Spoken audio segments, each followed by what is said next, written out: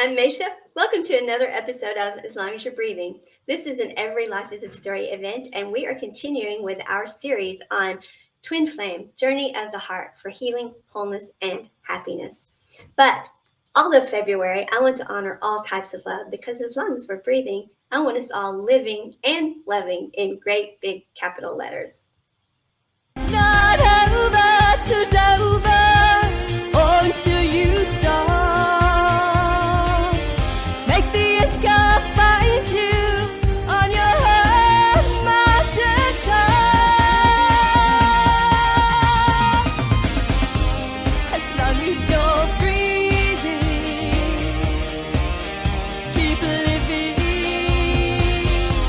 As long as you're breathing, keep living. As long as you're breathing. Hi, welcome back. Thank you for sticking with this series. I have a meditation for the last one for you. I actually have two. A meditation on how to heal, how to release, like we talked about in the last episode. And then another one on, well, how do you go about reaching out or letting source know or putting some vibrations out there to let the person know you're knocking on their door. What is the right way to do that? So I've done a meditation for you to do that as well. So those links are with the first video, but I want you to be aware of those. And so, and now we're going to continue with our anonymous story about a twin flame journey. So we only got through the first paragraph last time where she wanted to totally respect their privacy. And it's very short, so I'm going to go ahead and read it and read this first part, okay? Thank you for sharing my story anonymously. It's not that I mind if people know who I am, but my twin has the right to have his privacy. I want to respect that right totally, but I do want to help others who are on this journey. And that's what we talked about in the last one. There's another episode where we read the whole story and we talk about relationships and things in general and the story in general. So that's episode 1. Episode 2, we talked about the respecting the rights of the other person is basically what all of that was about, and healing, of course. So until the day Spirit led me to a particular article to read and a specific meditation to follow it with, I'd never heard the term twin flame. I didn't even believe in soulmates. That's how jaded I was after yet another failed long-term relationship that I had totally poured my all into. Two souls separated at the time of creation, now both incarnate and drawn to one another? Really? I certainly questioned Spirit, but was urged to go ahead and just do the meditation. As soon as I relaxed into it, and it was time to have the big reveal, the face of my first love appeared. If I was going to have one of these twin flames, I suppose that made sense if I'd have done this meditation a year earlier. I remembered thinking, though, about the people who had known us our whole lives that would be pleased to hear this at least. But in an instant, his face was gone, and the next face that appeared took my breath away. In that moment, I totally understood everything that I had been feeling and that had been happening to me since I had first seen that face and met that man, my twin flame. I went from being oblivious to twin flames, to skeptical at best, to a totally true believer.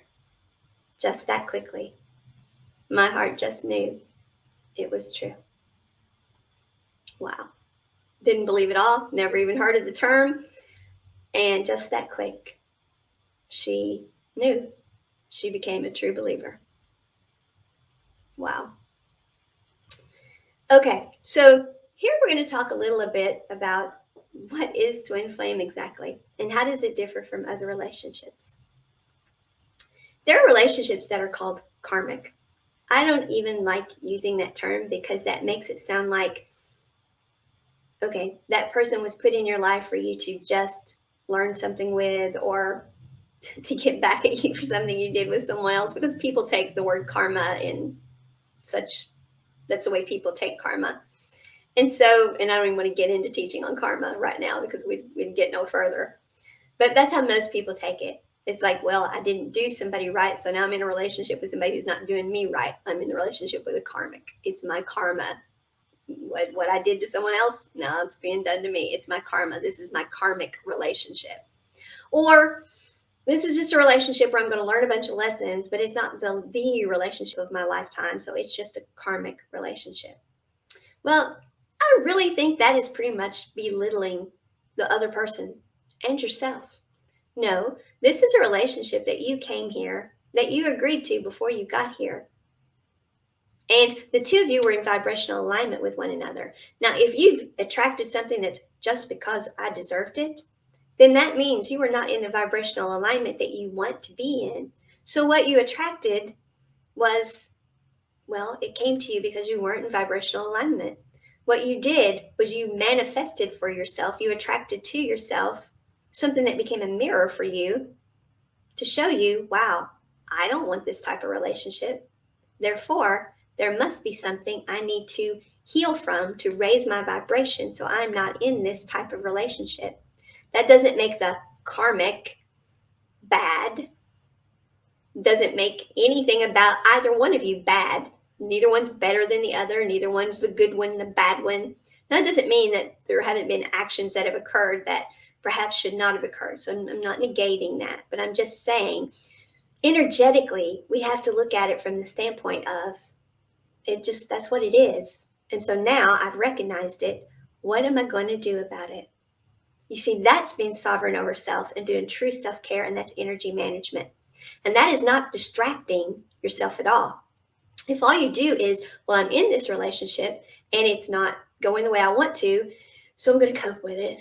Well, now you're coping. And then you reward yourself for it, which is a short-term fix. Well, I got through that with them. Now I'm going to go buy a new dress. Well, you feel better for a little bit, but you didn't fix anything. And then you got to cope again and you go buy another new dress. And believe me, been there, done that. And so, I mean, it doesn't fix anything. Okay. These are the kinds of relationships that are called karmic. What you need to do is look at what is it I need to do here? I'm not in energetic alignment with this person. Is there some communication we can do some healing we can both do to become energetically aligned and living a relationship at the vibrational frequency that I want to be at? Or is it I'm just in the wrong relationship for me? And maybe it was the right relationship at one point, but now I'm recognizing it's not now. And so you don't make them the bad guy. You don't fall into all of the emotion of it. You don't get in your head and ruminate with it.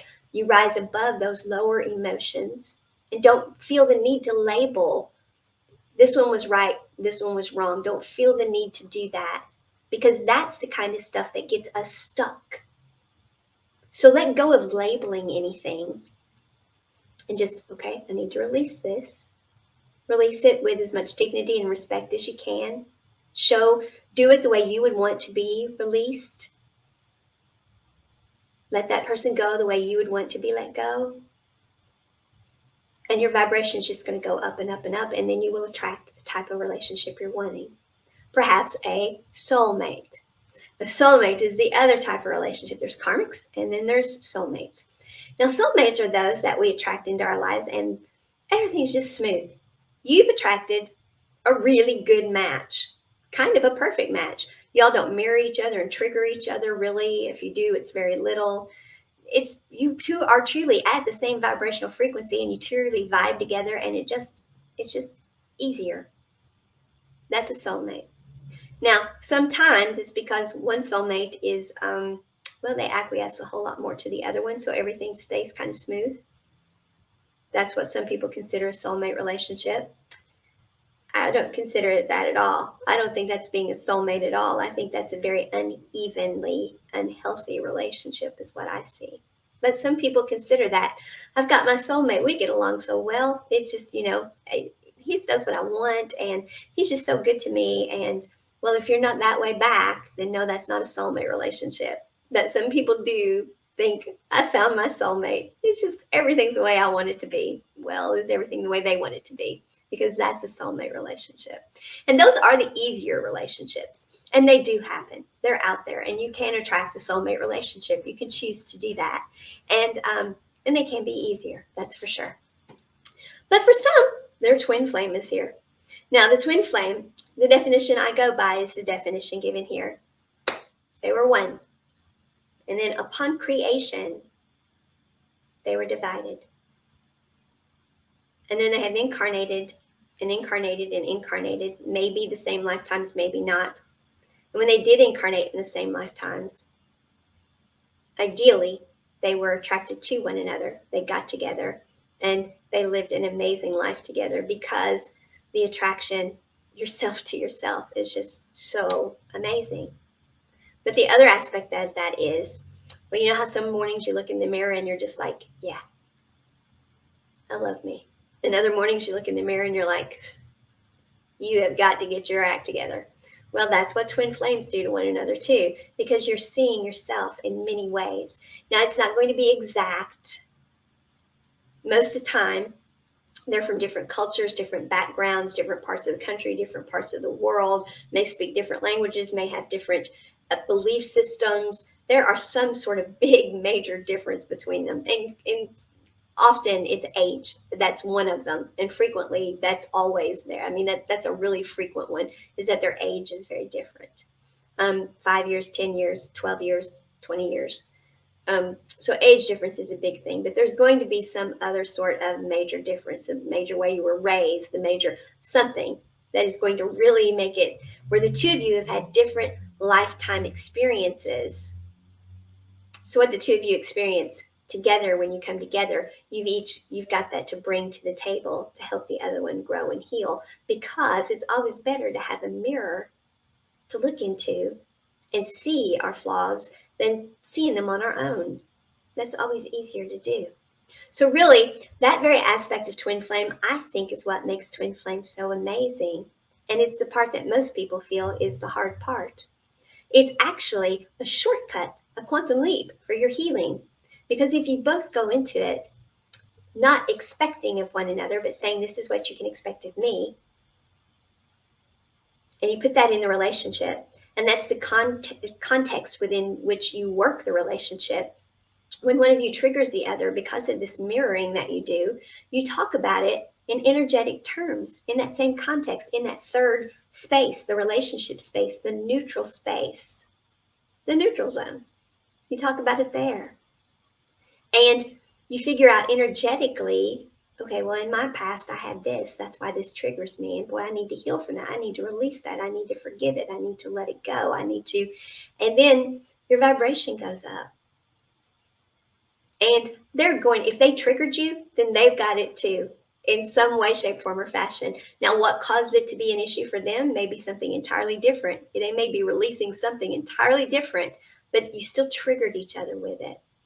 So then they do their healing, and then their vibration comes up, and then here you all are, honeymoon effect, healthy, happy, whole, complete, twin flame. That is, you're automatically attracted to each other. That is a given. And there are those, I've talked about this in the last one, there are those who say, well, it's just the attraction, it's just the sex. It is, without a doubt, from every twin flame I've talked to, the most amazing sex there is. There is no doubt about it. And that definitely attracts people together. But that is a primal thing that attracts us together. We are meant to be wanting to be co-creating and all of those things. So that all of that is naturally a given. And so that is one of the great things about twin flame, is you are so drawn together. You are so attracted together. So that is a great part of it. But that is never all of it. All of them will say, just something about that person. Everything about that person. And sex aside, as great as it is, that person lights me up like no one else ever did. They've got the manual on me. That's how they feel about it. That person has my manual. My manual for making me feel the best in the world, and my manual for triggering me because of the mirroring. But when you understand energy management and you manage the relationship in that way, in that neutral space, that third person in the relationship space, you can quantum leap so much healing, and both of you be happy, healthy, whole, complete, and lit up and in this amazing relationship. And that's why the twin flames are here, is to show this model. It used to be 1 + 1 = 1. Two people came together and they made each other whole and complete, because it took that. The world was such that it took a divine feminine and a divine masculine and the roles they played to even build the life in the harshness of the world we had, the type of world we had. And so it took the two being one, working together as one, so that in the lower vibrations of living, in the lower vibrations of the planet, in the lower vibrations of time, it took that. And then there are others who say, well, then that's the model for oneness. 1+1=1. We're all one. No, it's not. It's not. Because in that model, there's nothing that is designating that each one of them is valued for their uniqueness.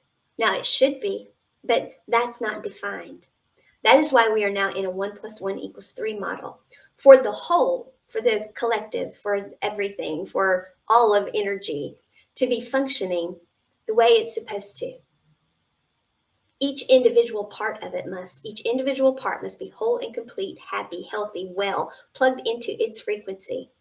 And when everybody, each individual, is plugged into their frequency, then everything is flowing the way it should, and the collective is happy, healthy, whole, and complete.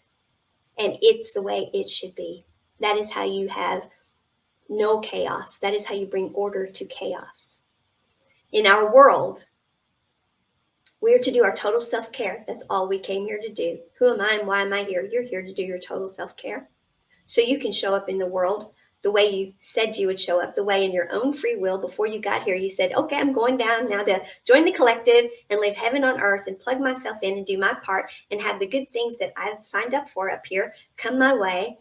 Yeah, I'm going to live the honeymoon effect. I am going to have it great. And I'm going to plug into my vibrational frequency and do my part. And I'm going to transcend the protector, the mind, and I'm going to let my higher aspects of me, the higher vibrational parts of me, my guides, my guidance, that my higher self, I'm going to connect with source, whatever it takes up there to guide me for the things I don't see that are at a vibrational frequency that I can't see. I'm going to communicate with all of me that is transcendence or ascended, or yeah, that's what all that is. Yeah, you are aware. You are aware that you are an energetic being living in an energetic world and that there are other dimensions and that you need to operate within that mindset, within that awareness, within that consciousness. That is your expanded consciousness. All these terms that people think are woo-woo, they're science. And all the science that thinks that woo-woo is nuts, we're saying the same thing, people. We're talking the same thing. Only we're talking about it from the standpoint that energy is conscious and aware of emotion. Energy in motion, emotion, the vibrational frequencies which we plug into and light ourselves up. We are talking the other half of the equation. We are talking about the fact we live in energetic bodies. And once we know how to do our energy hygiene, our total self-care, once that is what we're doing every day, then this energetic body, this energetic whole that we are, is operating as a whole, and we are sovereign over that. So as an individual, we are getting what we came here for, and we are valued for that, because it takes each one of us doing that, every one of us doing that, to stop butterfly effect, to stop things that weren't supposed to be happening from happening, and for the whole, for the collective, to be living happy, healthy, whole, and complete. And that's how we go from chaos to order. We don't want to be in chaos. We want to be order. We want everything to be flowing, energetically flowing the way we all came here and said, let's all go down and let's do this. And when we all do that, and we all just get what we came here for, and it's amazing because none of us signed up for anything bad. Don't let anyone tell you that you were up there and they handed you a list of your karmas and said, you got to go down there and sign up for a life where you pay for all of this. No, you didn't sign up for that. There's nothing high vibrational about that. That system of thinking awards low vibrational behavior, and we cannot behave in low vibration and have the planet in high vibration. So that whole system of thinking that that's what karma is does not line up with sacred geometry, which is what makes everything work, which is the universal laws. Not laws as in the universe is saying you have to do this. It's just what governs energy, and we are all energy. You see, that's what all of this is.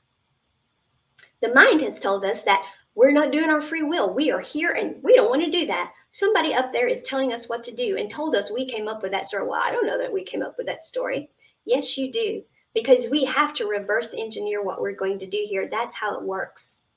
That is how we make sure that everything flows the way it should, and universal law, the sacred geometry of things, are being maintained. That is how we have, instead of chaos, we have order.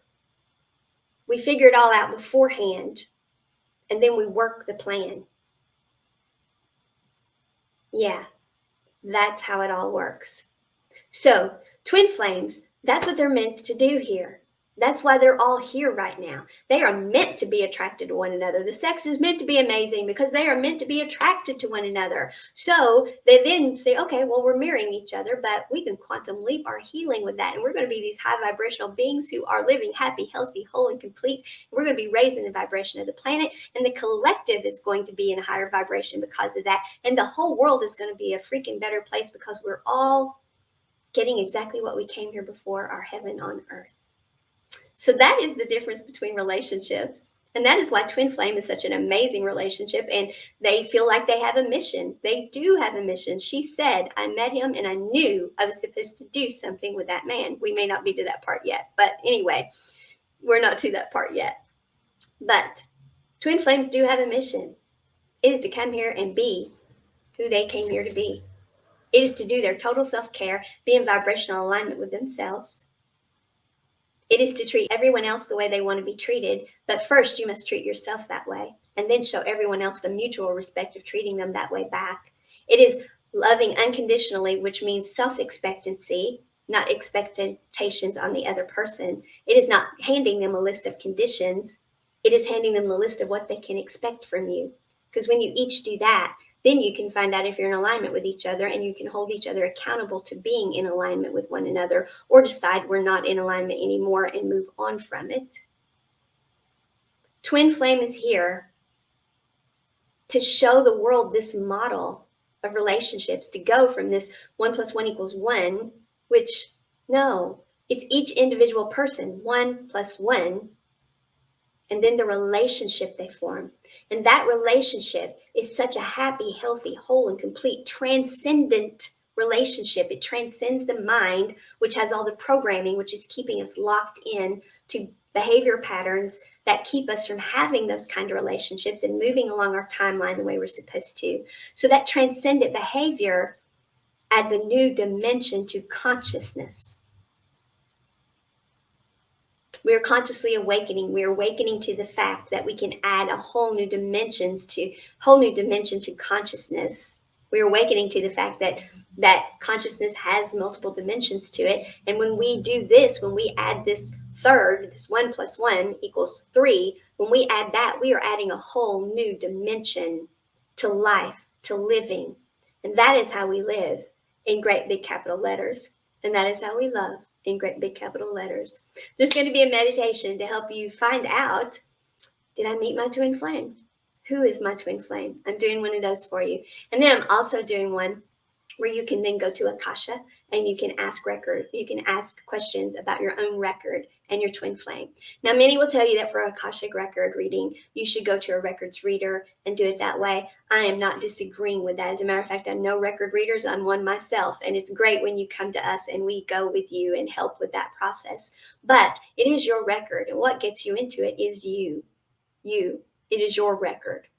So go there, not to change anything. Anything you're hearing out there about, you can go and discreate that. You can go and no, we can't. That is against cosmic law, universal law. We can't go undoing what's been done. No, we go and we learn and we grow and we heal. That's what Akasha is for.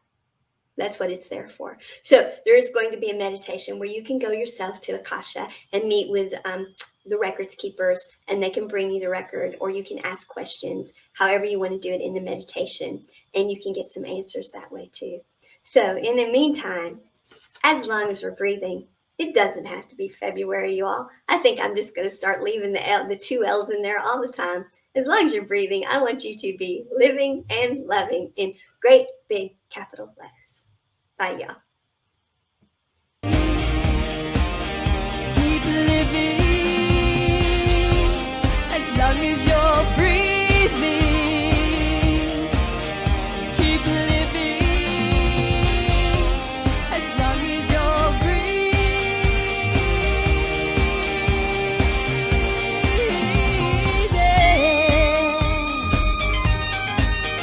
keep living.